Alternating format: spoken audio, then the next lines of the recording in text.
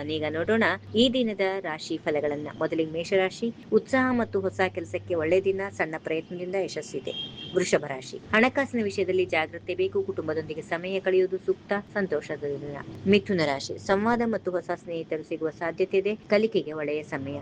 ಕರ್ಕಾಟಕ ರಾಶಿ. ಮನಸ್ಸು ಶಾಂತವಾಗಿರುತ್ತದೆ, ಮನೆಯ ವಿಷಯಗಳಲ್ಲಿ ಸುಖ ಅನುಭವಿಸುತ್ತೀರಿ. ಸಿಂಹರಾಶಿ. ನಾಯಕತ್ವದ ಗುಣಗಳು ಹೊರಹೊಮ್ಮುತ್ತವೆ, ಗುರುತಿಸಲ್ಪಡುವ ಅವಕಾಶಗಳು ಬರುತ್ತವೆ. ಕನ್ಯಾ ರಾಶಿ. ಕೆಲಸದಲ್ಲಿ ಗಮನ ಕೊಡಿ, ಆರೋಗ್ಯದ ಬಗ್ಗೆ ಸ್ವಲ್ಪ ಜಾಗ್ರತೆ ವಹಿಸಿ.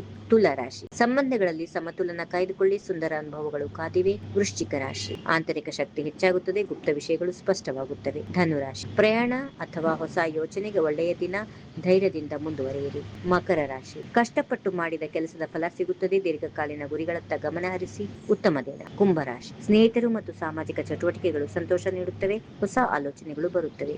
ಕೊನೆಯದಾಗಿ ಮೀನರಾಶಿ. ಕಲಾತ್ಮಕ ಅಥವಾ ಆಧ್ಯಾತ್ಮಿಕ ವಿಷಯಗಳಲ್ಲಿ ಆಸಕ್ತಿ ಹೆಚ್ಚಾಗುತ್ತದೆ, ಮನಸ್ಸು ಶಾಂತವಾಗಿರುತ್ತದೆ. ಹೀಗಿವೆ ಈ ದಿನದ ರಾಶಿ ಫಲ.